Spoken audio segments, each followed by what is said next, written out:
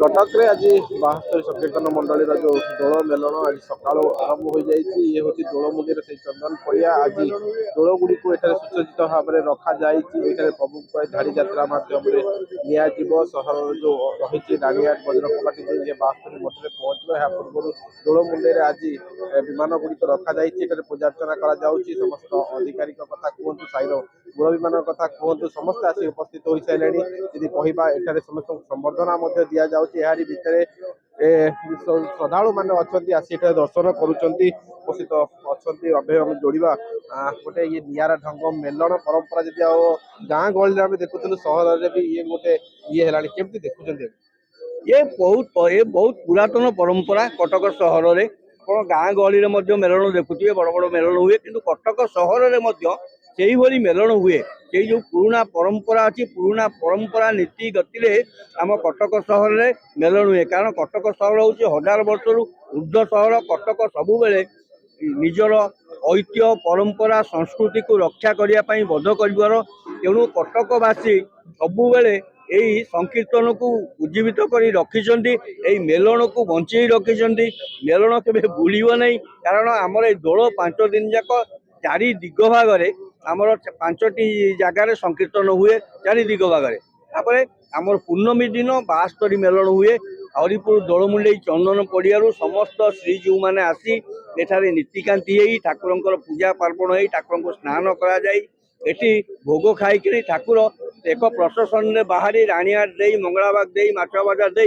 बड़ई साई जो 72 मठ अच्छी सेठारे पहुंचते से संकीर्तन हुए भोग लगे भोग हांडी लगे एवं अन्न प्रसाद खाई समस्ते घर को देखो जो भाव में वर्णना करुले कि भाव में भाव में भोग हांडी लगे और विमान गुड़ी को धाड़ी यात्रा नि जाए। मो अच्छा रंजन भाई अच्छा आम सीधा प्रतिक्रिया ना भाई ये गोटे सुंदर परंपरा समस्ते गोटे जगह एकाठी होती जेहतु गोटे तारकस्य सहित यदि आम कह चांदीर विमान भी देखा मिले सुना भी केमती कौन देख दोल पर्व कटक भाईचारा सहर निरा परंपरा सृष्टि कले आज ये सबू दल एकाठी हे दोल मुंडे यू आम यात्रा कर कटक सहर परिक्रमा करूँ निश्चित रूप गोटे खुशी खबर और गोटे आध्यात्मिक वातावरण में परिवेश कंपी उठे तो आम निजी सामिल कर निजी भाग्यवान मन करूँ। युवपीढ़ी भी धीरे धीरे सामिल बहुत युवपीढ़ी का राति 1-2 जाए भजन कर बड़ कथा किसी ना आजिका वर्तमान जुगरे से नाम नाम जपिवा और भजन करवा बुआ बुझ निश्चित रूप गोटे दिग्दर्शन शुभ संकेत समस्त आज भी देखिए युवक मैंने बहुत सामिल होती देखो क्यों भाव में एत सुंदर भाव में विमान गुड़ी सजा जाए कह दोल मुंडी ए यात्रा बाहर कि समय मध्य समस्त अधिकारी मैंने आसी पहुँचले यदि कहवा बड़ बड़ मुरबी मान को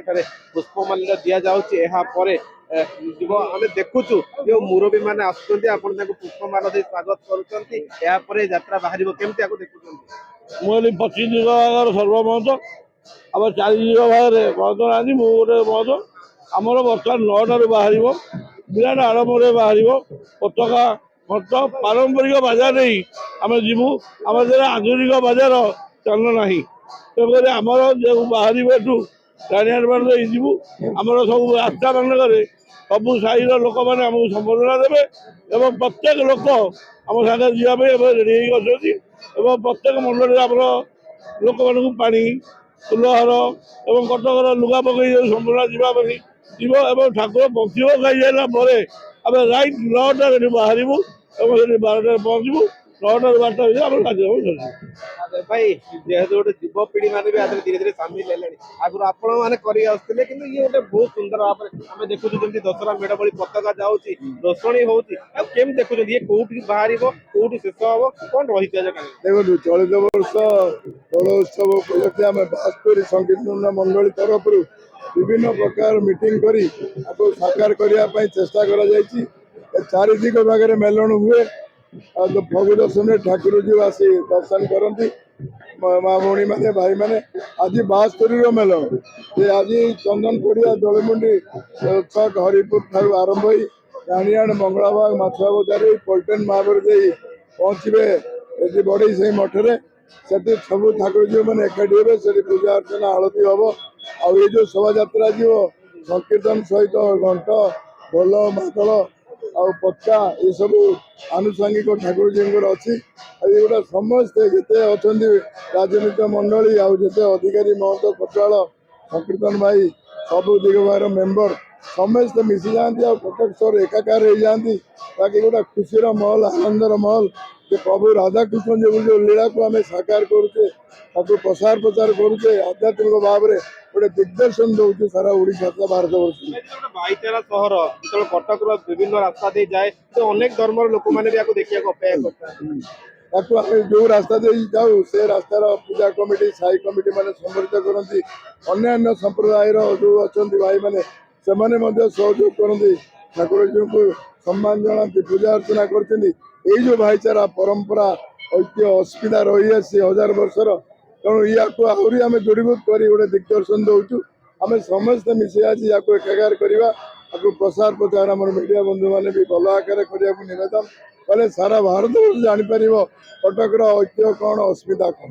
ଦେଖନ୍ତୁ ଯେଉଁଭଳି ଭାବରେ ପ୍ରତିକ୍ରିୟା ରଖୁଥିଲେ ଇଏ ଏକ ସୁନ୍ଦର ବିମାନ ଯାତ୍ରା ଯଦି ଆମେ କହିବା ଏଠୁ ଏବେ ଦୋଳମୁଣ୍ଡେଇରୁ ଇଏ ବାହାରି ଧୀରେ ଧୀରେ ଇଏ ବଜ୍ରକବାଟି ରାଣୀହାଟ ମଙ୍ଗଳବାର ଦେଇ ଯିବ। ଯେଉଁ କଟକର ଯେହେତୁ ଗୋଟେ ଭାଇଚାରା ସହର ରହିଥାଏ ସବୁ ଧର୍ମର ଲୋକମାନେ ଏଠାରେ ରାସ୍ତାରେ ରହି ପ୍ରଭୁଙ୍କର ଦର୍ଶନ କରିଥାନ୍ତି। ଯଦି କହିବା ଏ ପରମ୍ପରା ଆମେ ଗାଁ ଅଞ୍ଚଳରେ ଦେଖି ଆସିଥାଉ କିନ୍ତୁ ଏ ଜିନିଷ ଧୀରେ ଧୀରେ ସହରକୁ ମଧ୍ୟ ବ୍ୟାପିଲାଣି। ଏଥିରେ ଅନେକ ଯୁବପିଢ଼ି ସାମିଲ ହେଲେଣି ଆଉ ଏହାକୁ ଧୁମଧାମରେ ମଧ୍ୟ କଟକରେ ପାଳନ କରାଗଲାଣି। କଟକରୁ ଜିତେନ୍ଦ୍ର ପ୍ରସାଦ, MBC TV।